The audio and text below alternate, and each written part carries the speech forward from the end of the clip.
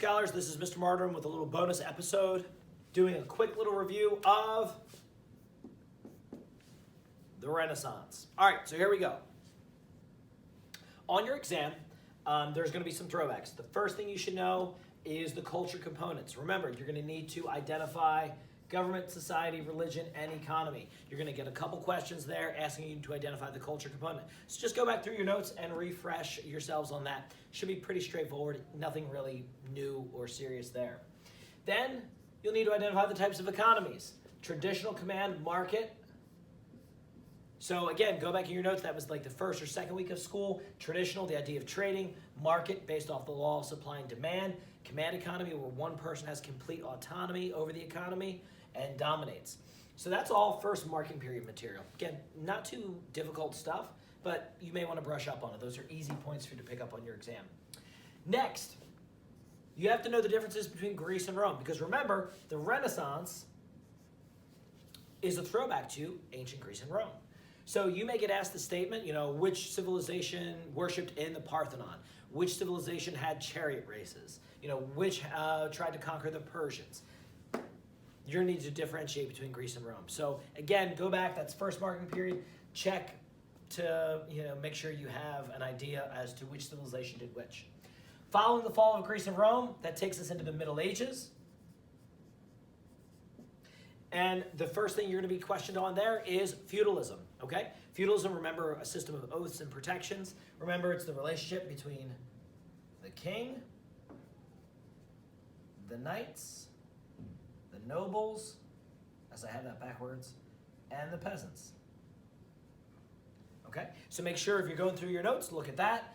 There may be one or two questions on the Crusades on your exam, and then that gets us into the Renaissance. You're definitely going to be asked questions to compare Renaissance art versus medieval art. So I would go back again in your notes and look at the qualities of the two different art movements. There's going to be a lot of questions on your exam about cause and effect.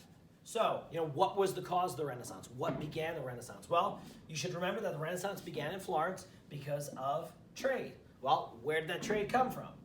It came from the Middle East. Why did it come from the Middle East? Well, because of an event called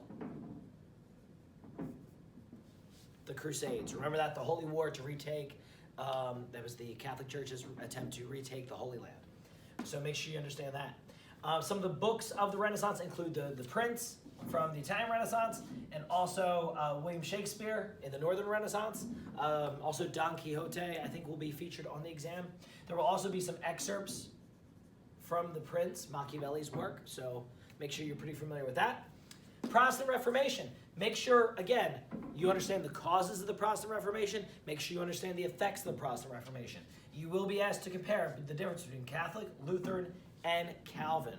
So make sure you know the difference between all three. Again, we did a nice graphic organizer comparing the three religions. Make sure you look back over that.